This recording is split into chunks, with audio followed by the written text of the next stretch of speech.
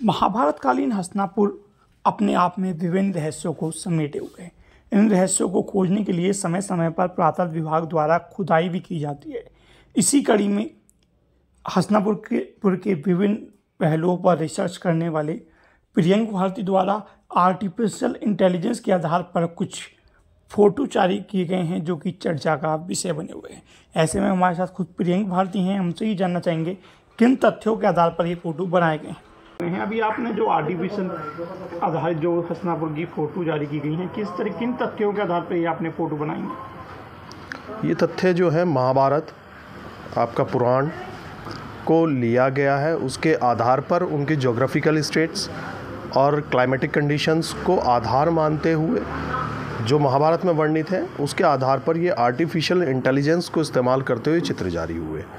दूसरी चीज़, क्योंकि आज जो है बूढ़ी गंगा धरातल पर नहीं है, सिर्फ हस्तिनापुर में, तो कुछ लोगों का कुछ मानना है, कुछ लोगों का कुछ मानना है।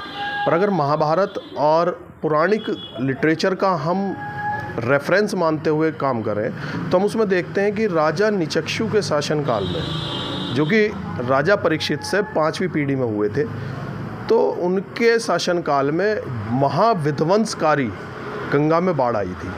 और वो बाढ़ इतनी विध्वंसकारी थी कि गंगा को अपना रूट डाइवर्ट करने पर मजबूर होना पड़ा। तो ये एक बहुत बड़ा पहलू था, क्योंकि रूट चेंज हुआ।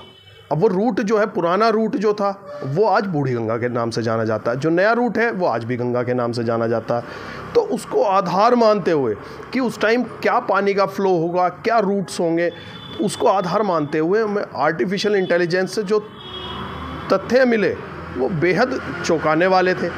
काफ़ी भव्य महल भी दिखाई दे रहे हैं। अभी लगभग 10 से 15 फ़ोटो हमने जारी किए हैं, क्योंकि लिटरेचर को आधार मानते हुए, क्योंकि सारे लिटरेचर का उसमें कंटेंट डालना पड़ता है, तो कहीं भी कंट्राडिक्टरी मैसेज ना चला जाए। तो इस वजह से तो धीरे धीरे हम अभी उसके चित्र जारी कर रहे हैं। मेन अभी जो माना है, हम लोगों ने बूढ़ी गंगा पर आधारित सभी फ़ोटोज़ जारी कर दिए हैं। हस्तिनापुर में बूढ़ी गंगा के जो ये फ़ोटो जारी हुए हैं, ये पहली बार ही इस तरह के फ़ोटो जारी हुए हैं कि आर्कियोलॉजी में हस्तिनापुर को लेकर आधार मानते हुए आर्टिफिशियल इंटेलिजेंस से पहली बार ये चित्र जारी हुए हैं।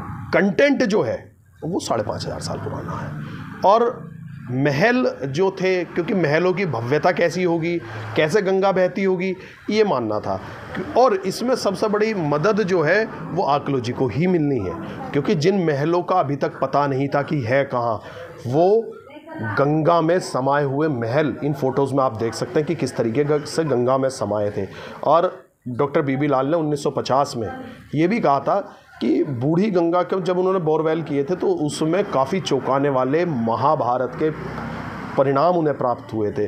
कहीं ये ना हो कि हस्तिनापुर दूसरी द्वारिका बन जाए। न्यूज़ 18 से विशाल पटनागर की रिपोर्ट।